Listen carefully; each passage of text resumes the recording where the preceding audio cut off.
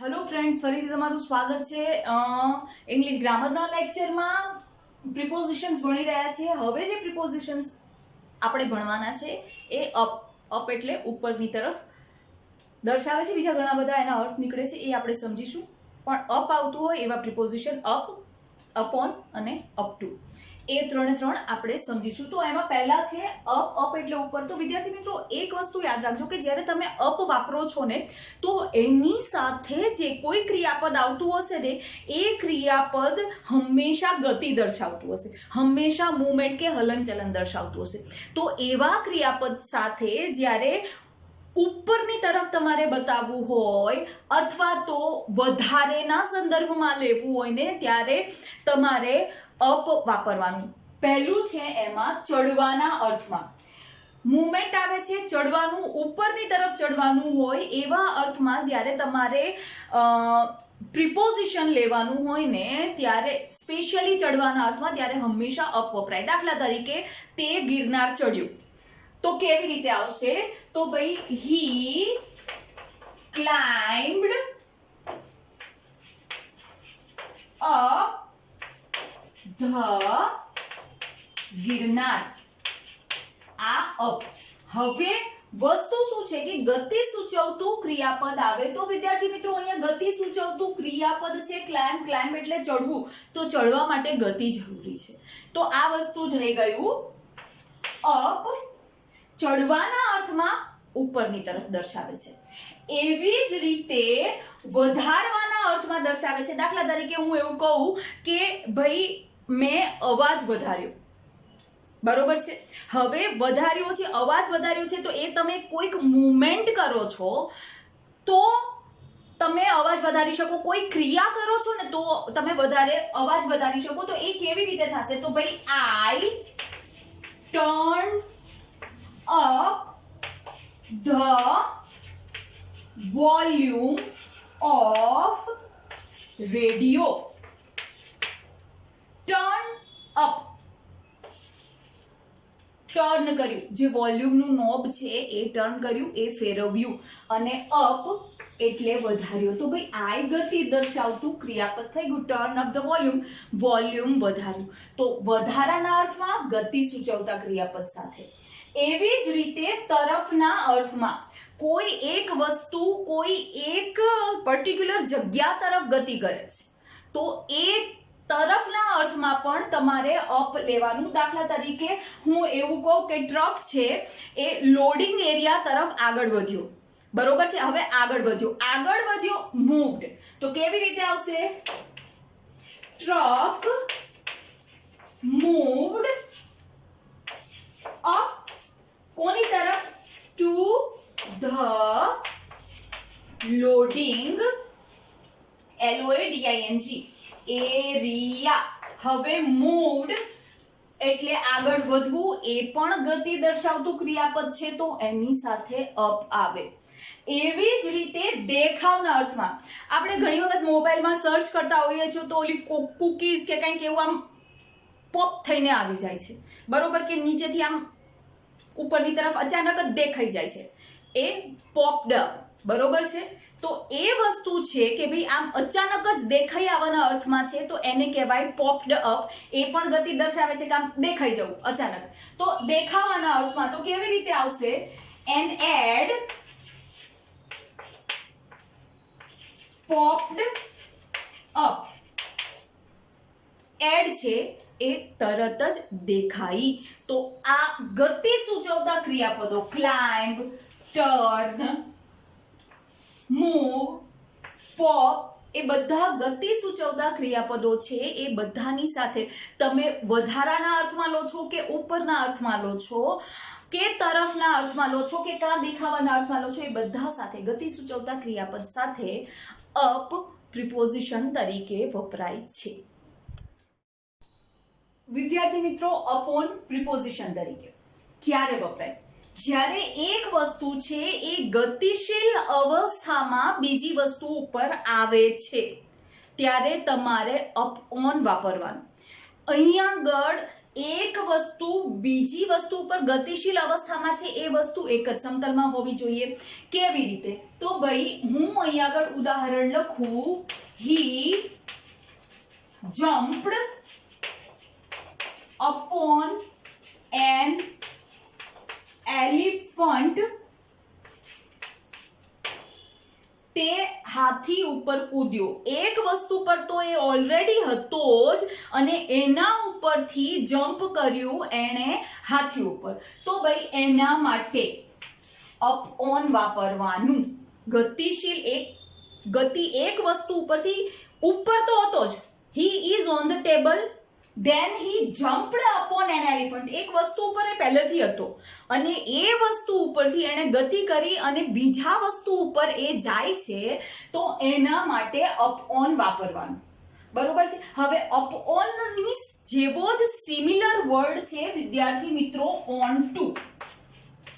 તો એ પણ તમે અપ ઓન ની જગ્યાએ ઓન ટુ લઈ શકો. તમારા સિલેબસમાં નથી, but I just tell you કે ભાઈ આ વસ્તુ તમે ઓન ટુ તરીકે પણ વાપરી શકો. આ એક નિયમ પૂરતું જ upon is equal to on two થાય છે કે ભાઈ કોઈ પણ એક જગ્યાની ઉપર તો છે જ, એ જગ્યા ઉપરથી બીજી વસ્તુ ઉપર ગતિ કરે છે ત્યારે તમારે અપોન વાપરવાનું. અપોનની જગ્યાએ તમે ઓન ટુ પણ વાપરી શકો છો.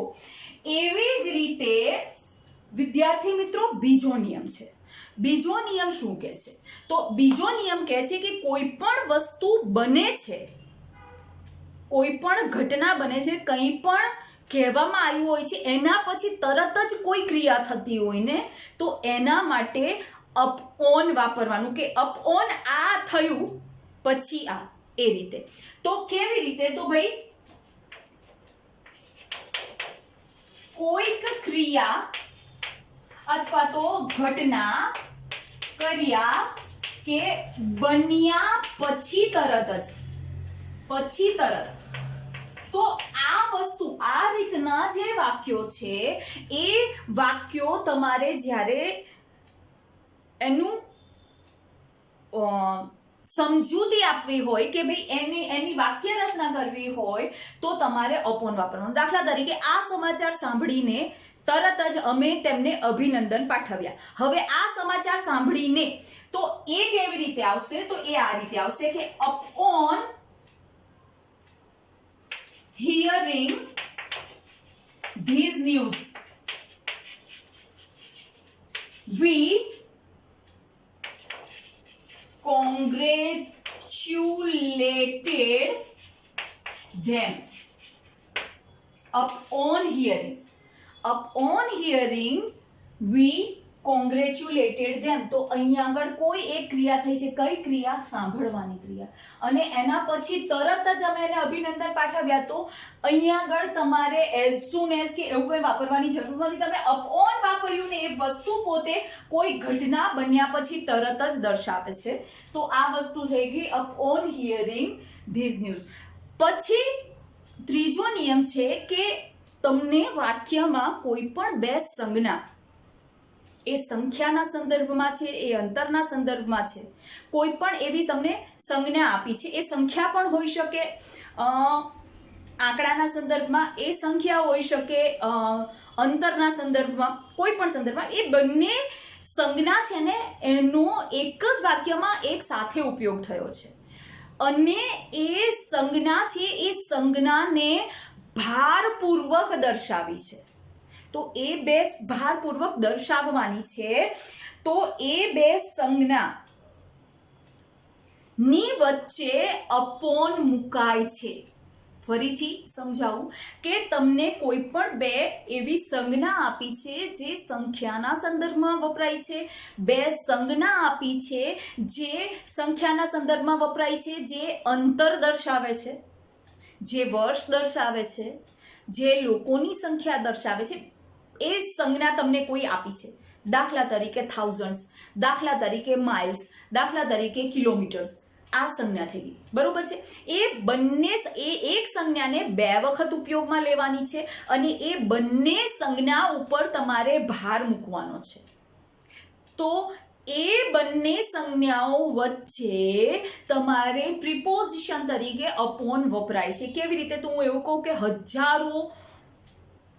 હજારોની સંખ્યામાં લોકો, તો થાઉઝન્ડ્સ અપોન થાઉઝન્ડ્સ પીપલ. કિલોમીટરના કિલોમીટર અમે ચાલ્યા, કિલોમીટર્સ અપોન કિલોમીટર્સ વી વોકડ. તો આ રીતે આવા જે વાક્યો છે, કિલોમીટર્સ અપોન કિલોમીટર, કિલોમીટરના કિલોમીટર, થાઉઝન્ડ્સ અપોન થાઉઝન્ડ, હજારોના હજારો. બરોબર છે. હવે કઈ બે સંજ્ઞા સરખી થઈ? તો કિલોમીટર્સ કે થાઉઝન્ડ્સ. ઓકે, એને ના આટલું સંજ્ઞા એ સંદર્ભમાં તમારે લેવું હોય તો તમારે અપોન મૂકવું પડે. કેવી રીતે? તો ભાઈ માઇલ્સ અપોન માઇલ્સ,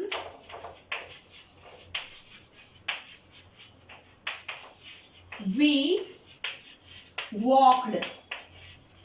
માઇલોના માઇલો અમે ચાલ્યા, એ ના માટે અપોન મૂકવાનું. એવી જ રીતે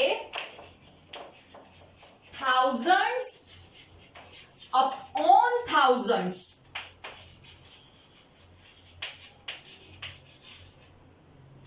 came on the road. હજારોના હજારો રસ્તા પર ઉતરી આવ્યા. અહીંયા આગળ મેં પીપલ લખ્યું નથી, તમે ઈચ્છો તો અહીંયા આગળ પીપલ મૂકી શકો. હજારોના હજારો લોકો રસ્તા ઉપર ઉતરી આવ્યા. તો વિદ્યાર્થી મિત્રો, આ થઈ ગયું અપ ઓન પ્રિપોઝિશન તરીકે.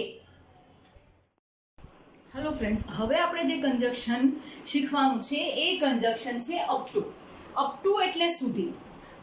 અપ ટુ છે ને બે અર્થમાં વપરાય છે. કોઈ એક વસ્તુની મર્યાદા તમારે દર્શાવવી છે તો અપ ટુ વાપરો, અને બીજું કોઈક પર કોઈ જવાબદારી છે એના સંદર્ભમાં તમારે લેવાનું છે તો એ તમારે અપ ટુ વાપરવાનું. મર્યાદા એટલે હું અહીંયા સુધી ચાલ્યો, ત્યારે ટીલ નહીં આવે. આઈ વોક ટીલ ધીસ નહીં, આઈ વોક અપ ટુ ધીસ. કોઈ એક પર્ટિક્યુલર સ્થાન સુધી હું ચાલ્યો છું તો અપ ટુ. બરોબર છે. તો વાક્ય કેવી રીતે બનશે? વાક્ય આવી રીતે બનશે: આઈ વોકડ અપ ટુ ગાર્ડન. હું ગાર્ડન સુધી ચાલ્યો. એ મર્યાદા ક્યાં આવી? તો ભાઈ ગાર્ડન સુધી એ મર્યાદા આવી ગઈ. એવી જ રીતે she climbed up to દાતાર.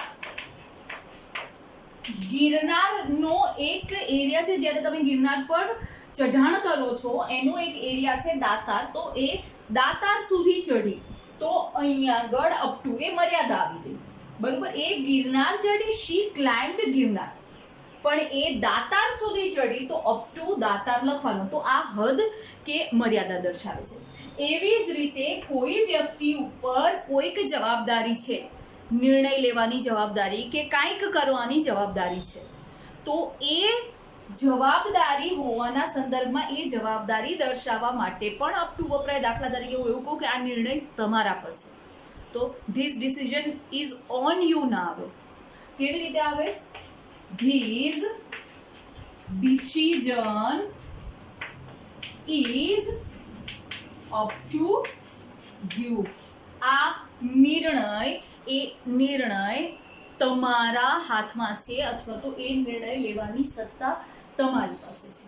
તો એ અપ ટુ ના સંદર્ભમાં તમારે વાપરવાનું હોય. તો વિદ્યાર્થી મિત્રો, અહીં આગળ અપ, અપોન અને અપ ટુ એ ત્રણે ત્રણ મેં તમને સમજાવી દીધા. તો આ લેક્ચર અહીંયા જ પૂરો થાય છે. નવા પ્રિપોઝિશન સાથે આપણે ફરીથી મળીશું. ત્યાં સુધી take care, B happy and good bye.